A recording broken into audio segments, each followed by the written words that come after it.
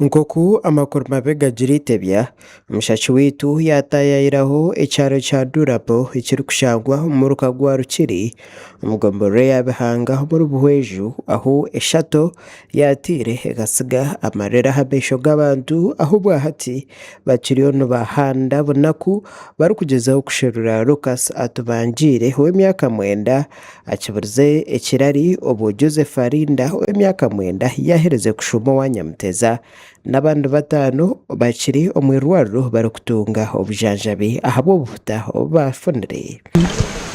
Yombe nazo musenye benkisha omwana w'omutaka mbere ni kumujyamisa izo mwana w'umucyanja atumanya mugore atenzi yashweka ntabaho atenzi yona yashweka tayo ngiza amabare ngiza n'imitumba n'ibiti nanye ngabigwe natahiro mu musenye niyo ni kumujyamisa. Denavis Tushemberirwe wairebire nage ekigwereze eki kiri kutandika na n'obwoba bwingi ashobora leta ya West uko byagenzere. Ngire tutahinsanga atkuranze yongera ndimi cy'inkorera gaka kugira bati mbona ikintu cy'abandi ngo kiriyo nshumba niki garaka kutaya n'inso ndeba nizi ntubanga tumwe twapfa mwana karye mutwa cy'umutsa atahinsanga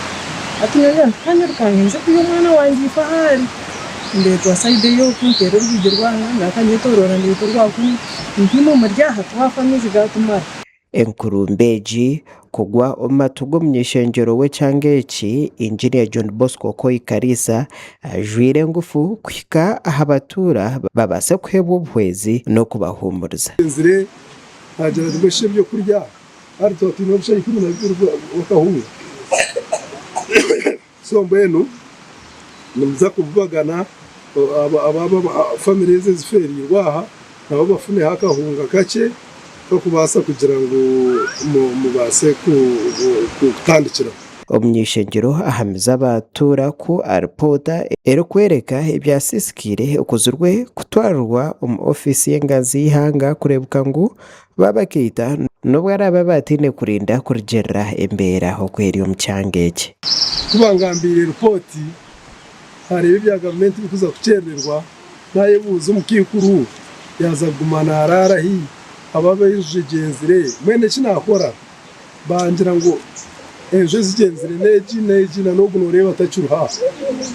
nanori yobira inenji hari ya store nawe kandi aferirwe ate kinakora nagira ngo buri umuntu namuretera amabati 12 abatongera obuhwezi basimira omunyeshengero ahabo kubafaho